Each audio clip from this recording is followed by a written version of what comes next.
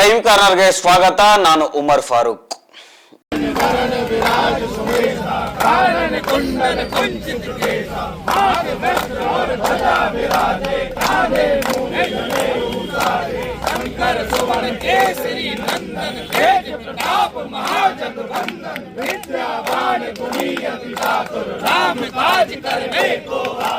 ಇದು ಬಜರಂಗ ದಳದವರು ಉತ್ತರ ಪ್ರದೇಶದ ಬರೇಲಿಯ ಒಂದು ಚರ್ಚ್ ಎದುರುಗಡೆ ಸೃಷ್ಟಿ ಮಾಡಿರುವಂತ ಅಧ್ವಾನ. ಈ ಸ್ಟೋರಿ ಬಗ್ಗೆ ಮುಂದೆ ಮಾತಾಡೋಣ. ಆದ್ರೆ ಅದಕ್ಕೂ ಮೊದಲು ನೀವಿನ್ನೂ ನಮ್ಮ ಚಾನಲ್ ಅನ್ನು ಸಬ್ಸ್ಕ್ರೈಬ್ ಮಾಡಿಲ್ಲ ಅಂದ್ರೆ ದಯವಿಟ್ಟು ಸಬ್ಸ್ಕ್ರೈಬ್ ಮಾಡ್ಕೊಳ್ಳಿ. ಹಾಗೆ ಈ ವಿಡಿಯೋವನ್ನ ಕಡೆ ತನಕ ಮಿಸ್ ಮಾಡದೆ ನೋಡಿ.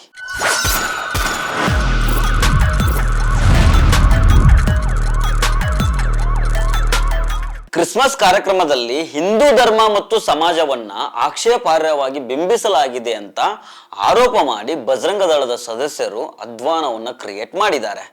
ರಾಯ್ಬರೇಲಿಯ ಸೇಂಟ್ ಅಲ್ಫೋನ್ಸೋ ಕ್ಯಾಥೆಡ್ರಲ್ ಚರ್ಚ್ನ ಹೊರಗಡೆ ಪ್ರತಿಭಟನೆಯನ್ನ ನಡೆಸಿ ಹನುಮಾನ್ ಚಾಲಿಸ ಪಠನ ಮಾಡಿದ್ದಾರೆ. ಚರ್ಚ್ನ ಮುಖ್ಯ ದ್ವಾರದ ಬಳಿ ಕೂತ್ಕೊಂಡು ಜೈ ಶ್ರೀರಾಮ್ ಅಂತ ಘೋಷಣೆ ಕೂಗ್ತಾರೆ, ಹರ ಹರ ಮಹಾದೇವ ಅಂತ ಘೋಷಣೆಗಳನ್ನ ಮೊಳಗಿಸ್ತಾರೆ. ಕ್ರಿಸ್ಮಸ್ ಹಬ್ಬ ಹಿಂದೂಗಳ ಭಾವನೆಗಳಿಗೆ ಧಕ್ಕೆ ತರುತ್ತೆ ಅಂತ ಆರೋಪ ಮಾಡ್ತಾರೆ. ಆ ವಿಡಿಯೋನ ಇನ್ನೊಮ್ಮೆ ನೋಡ್ಕೊಂಡು ಬನ್ನಿ.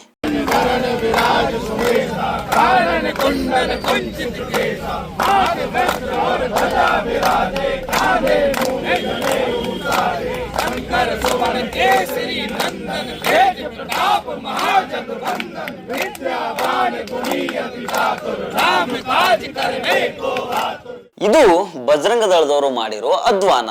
ಇದನ್ನು ನೋಡಿ ಸೋಷಿಯಲ್ ಮೀಡಿಯಾದಲ್ಲಿ ಬುದ್ಧಿ ಇಲ್ಲದ ಬಜರಂಗ ದಳ ಅಂತ ಜನರು ಕಿಡಿಕಾರ್ತಾ ಇದ್ದಾರೆ. ಏನೋ ಕ್ರಿಸ್ಮಸ್ ಹಬ್ಬ ಇದೆ, ಹಾಗೆ ನೋಡಿದ್ರೆ ಕ್ರಿಶ್ಚಿಯನ್ನರಿಗೆ ದೊಡ್ಡ ಹಬ್ಬ ಅಂತ ಇರೋದು ಇದು ಒಂದೇನೆ.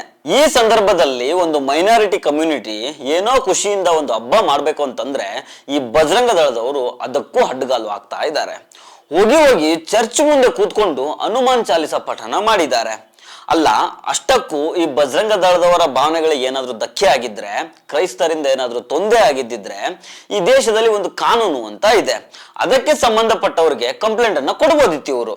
ಆದ್ರೆ ಚರ್ಚ್ ಮುಂದೆನೆ ಹೋಗಿ ಹನುಮಾನ್ ಚಾಲಿಸ ಪಠನ ಮಾಡ್ತಾರಂದ್ರೆ ಏನ್ ಅರ್ಥ ಸ್ವಾಮಿ ಇದಕ್ಕೆ?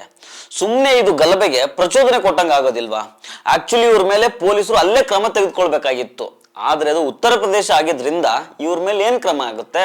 ಬೇಕಾದ್ರೆ ಇಂತಹ ಪುಂಡರಿಗೆ ಆರ ತುರಾಯಿ ಹಾಕಿ ಸನ್ಮಾನ ಮಾಡ್ತಾರೆ ಅಂತ ಜನ ಸೋಷಿಯಲ್ ಮೀಡಿಯಾದಲ್ಲಿ ಡಿಸ್ಕಸ್ ಮಾಡ್ತಾ ಇದ್ದಾರೆ.